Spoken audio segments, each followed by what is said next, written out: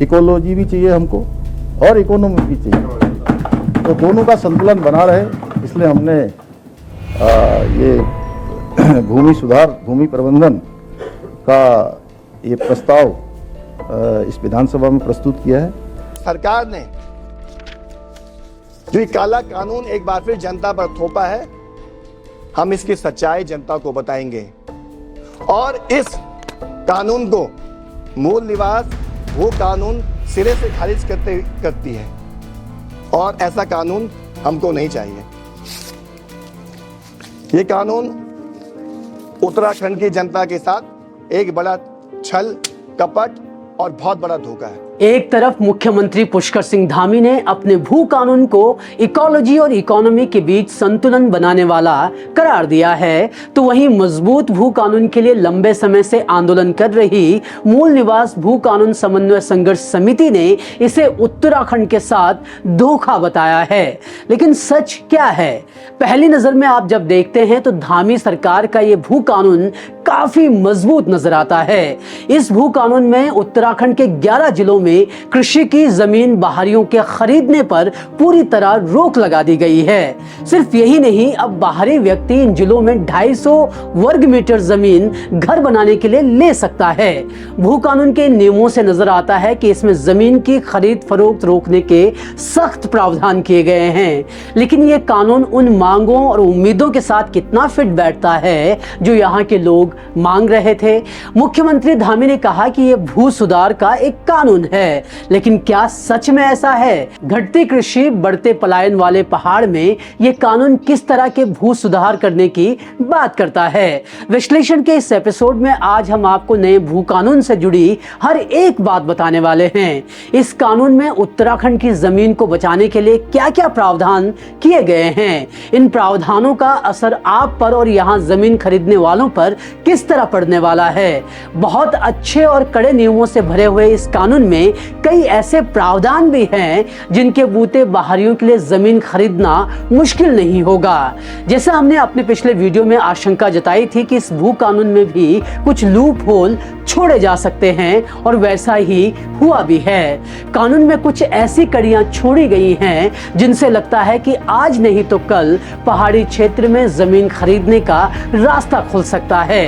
हालांकि क्या सच में ऐसा है वो हमें आगे पता चलेगा, तो विश्लेषण के इस एपिसोड में जानते हैं इस भू कानून के the good, the bad and the ugly phase को। देखिए उत्तराखंड के नए भू कानून का संपूर्ण विश्लेषण।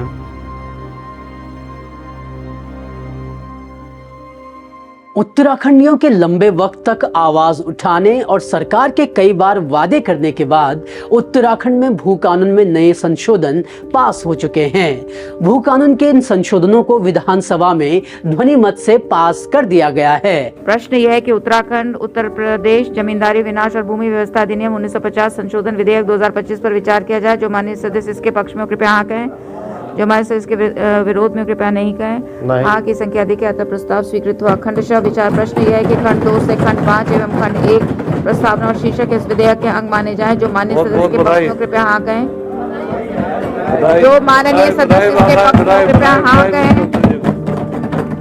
हाँ कह दीजिए। जो मान्य सर इसके विरोध में कृपया नहीं कहें। हाँ की संख्या अधिक है, अतः प्रस्ताव स्वीकृत हुआ। अब इस भू कानून में क्या क्या नियम है और ये भू कानून कितना सख्त है या कितना हल्का, ये समझने के लिए हम इस एपिसोड को 5 हिस्सों में बांटते हैं। पहले हिस्से में हम जानेंगे कि इस भू कानून में क्या क्या नियम तय किए गए हैं। दूसरे हिस्से में जानेंगे कि इन नियमों से पहाड़ को क्या फायदे हो सकते हैं। तीसरे हिस्से में बात करेंगे उन कमियों की जो नजर आती है और जिनके होने की वजह से आशंका जताई जा रही है कि भविष्य में जमीन खरीद फरोख्त के रास्ते आसानी से खुल सकते हैं। चौथे हिस्से में जानेंगे कि धामी सरकार के इस भू कानून में भू सुधार यानी उत्तराखंड की गिरती कृषि को बचाने के लिए क्या इंतजाम किए गए हैं। पांचवें हिस्से में जानेंगे कि क्या ये भू कानून या फिर उत्तराखंड में भू कानून लागू करने की मांग बाहरी राज्यों के लोगों के खिलाफ है। और आखिर में इस पूरे विश्लेषण का निष्कर्ष जानेंगे। तो चलिए भू कानून को बारीकी से समझने की शुरुआत करते हैं। मीडिया के एक धड़े में इसे सख्त भू कानून के तौर पर प्रचारित किया गया, लेकिन क्या ये सच में सख्त है या नहीं, इस सवाल का जवाब भी तलाशेंगे। लेकिन पहले इस कानून में क्या क्या प्रावधान किए गए हैं उनको भी जान लेते हैं। धामी सरकार ने उत्तराखंड उत्तर प्रदेश जमींदारी विनाश और भूमि व्यवस्था अधिनियम 1950 संशोधन विधेयक 2025 लाया है। इसके मुताबिक ये संशोधित कानून नगर निगम, नगर पंचायत, नगर पालिका परिषद, छावनी परिषद और समय समय पर इसमें शामिल किए जा सकने वाले क्षेत्रों पर लागू नहीं होगा। आसान भाषा में इसका मतलब यह है कि यह कानून सिर्फ उत्तराखंड के पहाड़ी क्षेत्रों, खासकर उन गांवों पर लागू होगा जो नगर पालिका क्षेत्रों में नहीं आते हैं, यानी कि शहरी भाग में यह लागू नहीं होगा। यह कानून राज्य के 11 जिलों पर लागू होगा और इसमें हरिद्वार और उधम सिंह नगर को बाहर रखा गया है, यानी कि हरिद्वार और उधम सिंह नगर में कृषि जमीन खरीदी और बेची जा सकती है। हालांकि ये प्रावधान जरूर कर दिया गया है कि इसके लिए सरकार को शपथ पत्र देना अनिवार्य होगा। संशोधित भू कानून में त्रिवेंद्र सिंह रावत के फैसलों को खत्म कर दिया गया है। दरअसल त्रिवेंद्र सिंह रावत सरकार ने धारा 154 की उपधारा 2 जोड़ी थी। इसमें 12.5 एकड़ भूमि खरीदने की सीमा को खत्म कर दिया गया था।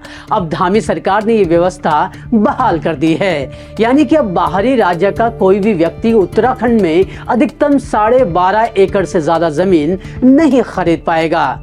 वहीं 11 जिलों में नगरीय क्षेत्रों को छोड़कर दूसरे हिस्सों में बाहर का व्यक्ति 250 वर्ग मीटर से ज्यादा जमीन नहीं ले पाएगा और ये जमीन सिर्फ घर बनाने के उद्देश्य से ली जा सकती है। यह खरीद भी तभी हो सकती है अगर संबंधित व्यक्ति और उसके परिवार के पास उत्तराखंड में कहीं और जगह पर 250 वर्ग मीटर जमीन नहीं है। इतनी भूमि खरीदने के लिए भी बाहरी व्यक्ति को एक शपथ पत्र देना होगा, यानी कि उसे सरकार को बताना होगा कि ये वो जमीन 250 वर्ग मीटर की अपने आवास के पर्पस के लिए ले रहा है। भू कानून में यह भी व्यवस्था की गई है कि आवासीय उद्देश्य के लिए ली गई जमीन का दूसरा कोई इस्तेमाल नहीं हो सकता है। प्रावधान किया गया है कि अगर आवासीय उद्देश्य या किसी भी उद्देश्य के लिए ली गई जमीन का इस्तेमाल किसी दूसरी जगह किया जाता है तो वो जमीन सरकार में निहित कर दी जाएगी। यानी कि अगर आप कारोबार के लिए कोई जमीन लेते हैं और उसका इस्तेमाल दूसरी चीजों के लिए करते हैं तो भी वो सरकार में शामिल हो सकती है। उधम सिंह नगर और हरिद्वार में कारोबार के लिए आयुष, शिक्षा, स्वास्थ्य एवं चिकित्सा सुविधा, उद्यान और पर्यटन के लिए सरकार अगर चाहे तो कानून की उपधारा 1 में तय सीमा से ज्यादा जमीन दे सकती है। ऐसे वक्त पर कंपनियों या संबंधित पार्टी को कुछ जानकारी साझा करनी होगी।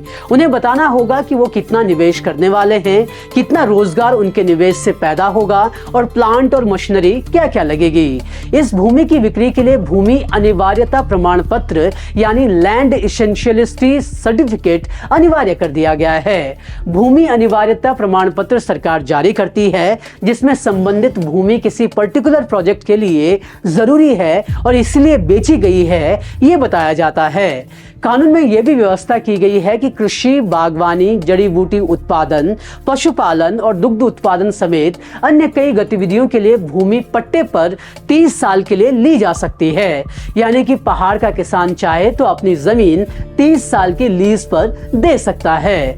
तो ये हैं भू कानून के कुछ बड़े और प्रमुख नियम। इस सेगमेंट को समेटें तो यह कानून शहरी क्षेत्र में लागू नहीं होगा। हरिद्वार और उधम सिंह नगर भी इससे बाहर हैं। पहाड़ में भारियों के जमीन खरीदने की प्रक्रिया को मुश्किल कर दिया गया है, निगरानी तंत्र बढ़ा दिया गया है, लेकिन सारे कड़े प्रावधानों के बावजूद कुछ ऐसे नियम रखे गए हैं जिनसे भविष्य में पहाड़ में जमीन की खरीद फरोख्त होने की आशंका बनी रहती है। खैर, उस पर बात करने से पहले इस भू कानून ने क्या अच्छा काम किया है उस पर बात कर लेते हैं। धामी सरकार ने नए भू कानून को उसी लाइन पर लाने की कोशिश की है जिस पर खंडूड़ी सरकार का भू कानून था। धामी सरकार ने इतना तो तय कर लिया है कि अब बाहरी यहाँ पर आसानी से जमीन नहीं ले पाएंगे। इसके साथ ही वो कोई भी गड़बड़ी कर जमीन खरीदने की कोशिश करने से भी अब हिचकेंगे। धामी सरकार ने कानून में जमीन की खरीद फरोख्त पर निगरानी सख्त करने का कदम उठाया है। शपथ पत्र और पोर्टल बनाए जाने की जो बात कही जा रही है उससे इतना तो तय है कि बाहरी राज्य के लोग यहाँ पर अनाप शनाप जमीन नहीं खरीद पाएंगे। उत्तराखंड के पहाड़ी क्षेत्र में कृषि जमीन की खरीद फरोख्त पर रोक लगने की पूरी उम्मीद है। बाहरी राज्यों के लोग अब किसी प्रयोजन के लिए जमीन ली और किसी दूसरे काम में इस्तेमाल कर दी, ये भी काफी हद तक नहीं कर पाएंगे। कारोबार लगाने आने वालों के लिए भी नियम कड़े कर दिए गए हैं। अच्छी पहल ये है कि कारोबार लगाने वालों को बताना होगा कि वे अपने बिजनेस से यहाँ कितने रोजगार पैदा करने वाले हैं और उनका निवेश क्या होगा। इस तरह सरकार उत्तराखंड में रोजगार बढ़ाने का रास्ता भी तैयार कर सकती है। सरकार ने कहा है कि वो चकबंदी और भूमि बंदोबस्त करेगी। हालांकि संशोधित कानून में इनका जिक्र नहीं मिलता है और न ही मुख्यमंत्री धामी के विधानसभा संबोधन में ही इसका जिक्र आया है, लेकिन ज्यादातर मीडिया रिपोर्ट्स में कहा जा रहा है कि चकबंदी और भूमि बंदोबस्त किया जाने वाला है। भूमि बंदोबस्त और चकबंदी दो ऐसी मांगे हैं जो लंबे समय से उठाई जा रही हैं और अगर ये दोनों प्रक्रियाएं शुरू होती हैं तो उत्तराखंड की घाटे का सौदा बनती कृषि का स्वरूप बदल सकता है। धामी सरकार की तरफ से उत्तराखंड की जमीन बचाने की ये ईमानदार पहल नजर आती है, लेकिन इस ईमानदार पहल के बावजूद इसमें कुछ छेद छोड़ दिए गए हैं। धामी सरकार भू कानून को सख्त बता रही है। इसे बाहरियों के जमीन खरीदने पर बैन लगाने के तौर पर प्रचारित किया जा रहा है, लेकिन क्या सच में ऐसा है? और इस सवाल का जवाब आपको तब मिल जाएगा जब आप इसके नियमों को समझ जाएंगे। कानून में कई ऐसे नियम रखे गए हैं जिनसे निकट भविष्य में पहाड़ में जमीन की खरीद फरोख्त आसान हो सकती है। हर सरकार की तरह ही इस सरकार ने भी उत्तर प्रदेश के ही भू कानून में संशोधन करके इसे पेश कर दिया है। अपना खुद का भू कानून लाने का कष्ट नहीं उठाया गया है। दूसरी तरफ इस भू कानून में जो बाहरियों की जमीन खरीदने पर रोक लगाई गई है उसमें नगरीय क्षेत्र शामिल नहीं है, यानी कि नगरीय क्षेत्रों में जमीन खरीदने का रास्ता अभी भी खुला है। इसमें यह भी प्रावधान किया गया है कि समय समय पर जो क्षेत्र नगरीय क्षेत्र में शामिल किए जाएंगे उन पर भी यह लागू नहीं होगा। यानी कि भविष्य में सरकार नगरीय क्षेत्रों का विस्तार करती है तो वहां पर यह नियम लागू नहीं होंगे और जमीन की खरीद फरोख्त आसानी से हो सकती है। कुछ एक्सपर्ट्स का कहना है कि कल को सरकार जिस क्षेत्र को चाहेगी उसे नगरीय क्षेत्र में शामिल कर वहां की जमीन की खरीद फरोख्त शुरू कर सकती है। आशंका जताई जा रही है कि इसके जरिए पहाड़ की जमीन की लूट का रास्ता खुला रह जाएगा और यह आशंका गलत भी नहीं है। बता दें कि भू कानून की धारा 2 में यह प्रावधान किया गया है। इस प्रावधान का ही फायदा उठाकर 2017 में त्रिवेंद्र सिंह रावत सरकार ने 385 गांवों को नगरीय क्षेत्रों में शामिल कर करीब 50,000 हेक्टेयर जमीन खरीद फरोख्त के लिए खोल दी थी। आशंका जताई जा रही है कि अगर किसी बड़े पूंजीपति को पहाड़ में कहीं जमीन चाहिए और उसकी सरकार के साथ सांठ गांठ है तो सरकार उस क्षेत्र को नगरीय क्षेत्र में तब्दील कर जमीन बेचने का रास्ता खोल सकती है। दूसरी तरफ सरकार ने भले ही पहाड़ी क्षेत्र में कृषि जमीन खरीद पर प्रतिबंध लगा दिया हो, लेकिन हम सब जानते हैं कि प्राइम लैंड तो शहरी क्षेत्रों में ही आता है। उत्तराखंड का अतीत ही देख ले तो सबसे ज्यादा जमीन देहरादून, उधम सिंह नगर और हरिद्वार जैसे शहरी क्षेत्रों में ही खुर्द-बुर्द हुई है। ऐसे में भू माफियाओं को रोकने की जो बात कही जा रही है वो कहां तक सच है, क्योंकि भू माफियाओं का ज्यादा लालच प्राइम लैंड का ही होता है। एक्सपर्ट्स एक और चिंता इस भू कानून को लेकर जताते हैं और ये चिंता जुड़ी है परिसीमन से। अगर सब कुछ ठीक रहा तो 2026 से परिसीमन की प्रक्रिया शुरू हो सकती है। आमतौर पर परिसीमन जनसंख्या के आधार पर होता है। अगर यही फॉर्मूला अपनाकर उत्तराखंड में भी परिसीमन किया जाता है तो तय है कि पहाड़ से विधानसभा सीटें घटेंगी और मैदानी क्षेत्रों में बढ़ जाएंगी। उन्हीं मैदानी क्षेत्रों में जहां जमीन खरीदने की काफी हद तक छूट रखी गई है। आंदोलनकारियों का कहना है कि उत्तराखंड का भू कानून मैदानी हो या पहाड़ी क्षेत्र सबके लिए समान होना चाहिए था। सरकार का तर्क है कि उधम सिंह नगर और हरिद्वार को उद्योग धंधों को ध्यान में रखते हुए बाहर रखा गया है। सरकार कह रही है कि उद्योग धंधों के लिए जमीन जरूरी है, लेकिन जब आप जमीन की खरीद फरोख्त का रास्ता खोलते हैं तो आप खेती करने वालों से उनका खेती का रोजगार भी छीन रहे होते हैं। सरकार उद्योगों को लगाने को ही इकोनॉमी के विकास के तौर पर देखने लगी है और यही वजह है कि वो कृषि कृषि भूमि को बढ़ावा देने के लिए काम करने में रुचि नहीं दिखाती है। मूल निवास भू कानून समन्वय संघर्ष समिति का कहना है कि भूमाफिया ज्यादा इन्हीं जिलों में एक्टिव हैं। सरकार राज्य की डेमोग्राफी बदलने के लिए ऐसा कर रही है। आंदोलनकारियों का कहना है कि ये उत्तराखंड के पहाड़ी राज्य की परिकल्पना को बदलने का एक बड़ा षड्यंत्र है। कुछ एक्सपर्ट्स ये भी कह रहे हैं कि मूल निवास की व्यवस्था उत्तराखंड में है ही नहीं, इसकी जगह स्थायी निवासी की व्यवस्था कर दी गई है। बाहरी व्यक्ति भी यहाँ पर आसानी से स्थायी निवासी का सर्टिफिकेट बना सकता है। ऐसे में सवाल उठता है कि उस व्यक्ति के लिए स्थायी निवासी के तौर पर जमीन खरीदना कितना मुश्किल हो जाएगा। एक्सपर्ट्स का कहना है कि सरकार को मूल निवासी की परिभाषा को बताना होगा। सरकार ने इसके अलावा 30 साल की लीज पर जमीन देने की जो शर्त रखी है उस पर भी आपत्ति जताई जा रही है। जानकारों का कहना है कि 30 साल की लीज एक तरह से परमानेंट लीज हो जाती है। इससे जो जमीन के मालिक हैं उनके मजदूर बनने का खतरा ज्यादा बन जाता है। दूसरी तरफ मजबूत भू कानून के लिए आवाज उठा रहे लोग लगातार इसे हिमाचल की तर्ज पर लाने की मांग उठाते रहे हैं, लेकिन क्या ये हिमाचल के भू कानून की तरह है? आइए हम आपको समझाते हैं। हिमाचल के भू कानून की सबसे अच्छी बात यह है कि उसमें हिमाचली और नॉन हिमाचली का कॉन्सेप्ट रखा ही नहीं गया है। उसमें कृषक और गैर कृषक की भूमिका रखी गई है। इससे बाहरी और भीतरी वाली बहस कभी वहां पर उठती ही नहीं है। लेकिन उत्तराखंड के भू कानून में कृषक और गैर कृषक के बीच फर्क नहीं रखा गया है। सीधे तौर पर दूसरे राज्यों के निवासियों को बाहर किया गया है। इससे बाहरी वर्सेस भीतरी की बहस उठती रहती है और सरकार खुद इसे बाहरी वर्सेस भीतरी के तौर पर पेश करती रहती है। हिमाचल के भू कानून में व्यवस्था तो है कि यहाँ का कोई भी नागरिक गैर हिमाचली को जमीन नहीं बेच सकता, लेकिन उसके साथ ही कृषक के हिमाचल के ही गैर कृषक को भी जमीन बेचने पर कड़े नियम किए गए हैं। वहीं उत्तराखंड में ये नियम काफी हल्के नजर आते हैं। यहाँ पर उत्तराखंड के निवासी पर जमीन खरीदने को लेकर कोई पाबंदी नहीं रखी गई है, फिर चाहे वो गैर कृषक ही क्यों न हो। दूसरी तरफ जिस तरह हिमालय का भू कानून पूरे प्रदेश पर लागू है, उस तरह उत्तराखंड में नहीं है। जैसे हमने आपको पहले भी बताया, यहाँ पर नगरीय क्षेत्रों समेत 2 जिलों को इससे बाहर रखा गया है। दूसरी तरफ हिमाचली अगर लीज पर भी देना चाहे तो भी जमीन नहीं दे सकता है, लेकिन उत्तराखंड में खुद सरकार ने 30 साल की लीज पर देने का इंतजाम कर दिया है। कुल मिलाकर उत्तराखंड में जहां पर सिर्फ जमीन की बिक्री पर सख्ती है, वहीं हिमाचल में कृषि जमीन को गिफ्ट, वसीयत, एक्सचेंज और मोर्टगेज देने पर भी कड़े प्रावधान हैं। कुल मिलाकर हिमाचल के भू कानून के सामने उत्तराखंड का भू कानून हल्का पड़ता नजर आता है। दूसरी तरफ जहां प्राइम लैंड है तो वहां जमीन खरीद पर बहुत ज्यादा सख्ती अभी भी उत्तराखंड में नहीं रखी गई है। यानी कि धामी सरकार ने एक अच्छे भू कानून को लाने की कोशिश जरूर की है, लेकिन यह उन उम्मीदों पर खरा उतरता नहीं दिख रहा जो इस प्रदेश के लोगों ने पाले रखी थी। ये तो बात हो गई इस भू कानून में कमियों की, लेकिन अब बात करते हैं चौथे पहलू की, जिसे धामी सरकार भू सुधार कह रही है। अब देखते हैं कि भू सुधार के लिए भू कानून में क्या किया गया है।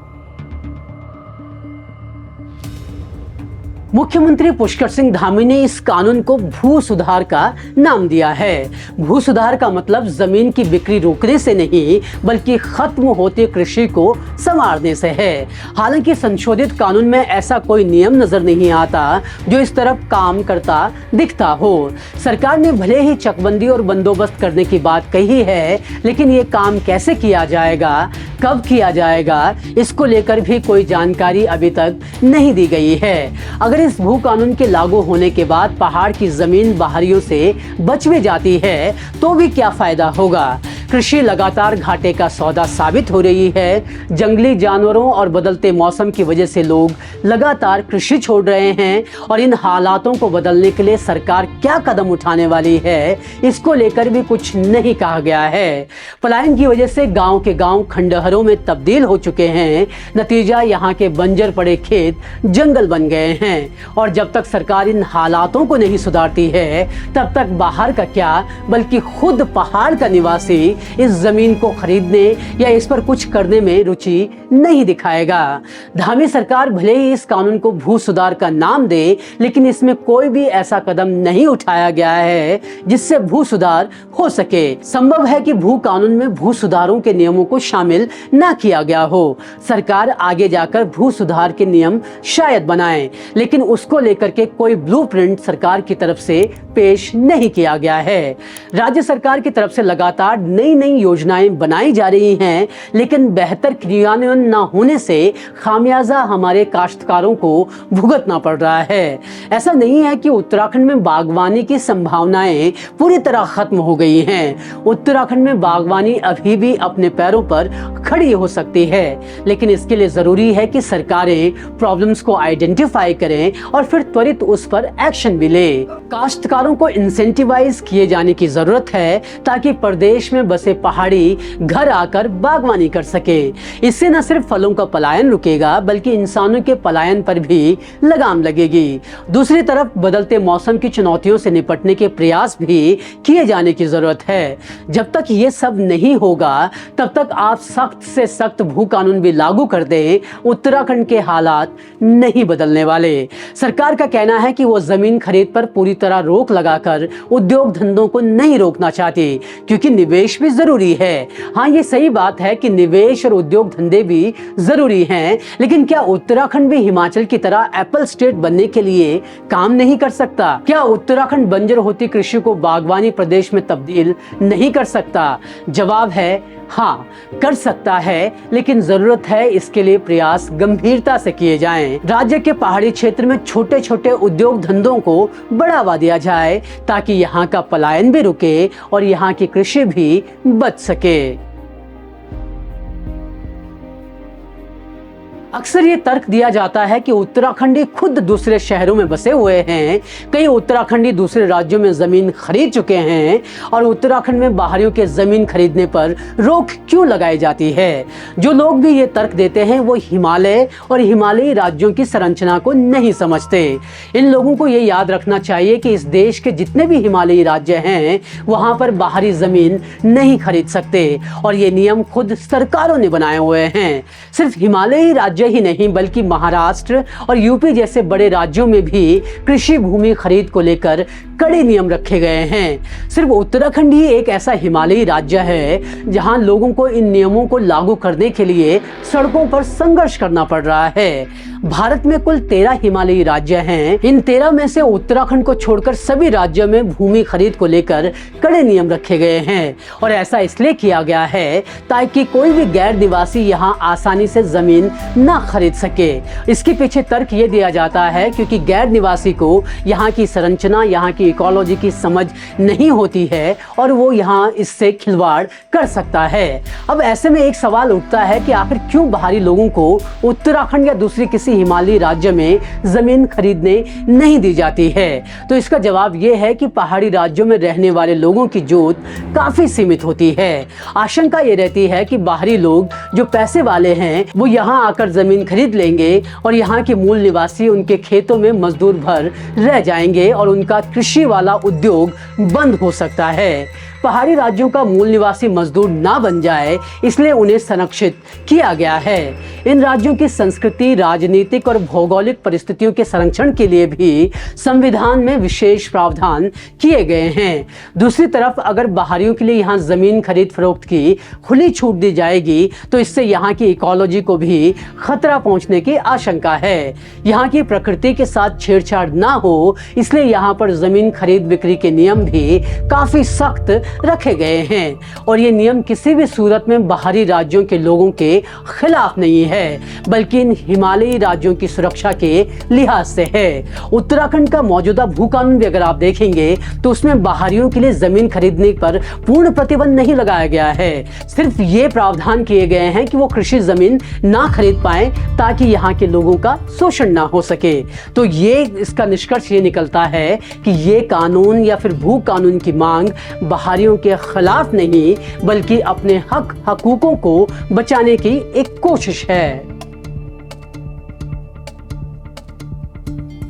धामी सरकार ने जो भू कानून लाया है वो आंदोलनकारियों की मांग के मुताबिक भले ही नहीं है, लेकिन इसमें कुछ ऐसे प्रावधान जरूर नजर आते हैं जो उत्तराखंड की जमीन को बचाने के प्रयास करते दिखते हैं। लेकिन क्या ये सख्त भू कानून है? इस पर आप क्या राय रखते हैं? क्योंकि इस भू कानून में कई ऐसे नियम हैं जो भविष्य में जमीन की खरीद फरोख्त का रास्ता छोड़ देते हैं। यह भू कानून पूरे उत्तराखंड राज्य पर समान रूप से लागू नहीं होता है। धामी सरकार ने कहा है कि यह भू सुधारों की शुरुआत है और आगे और बदलाव होंगे। संभव है कि आगे जाकर सरकार इसे और कड़ा बनाए और आशंका यह भी है कि निकट भविष्य में सरकार चुपके से इसके नियम बदलकर इसे लचर भी कर दे।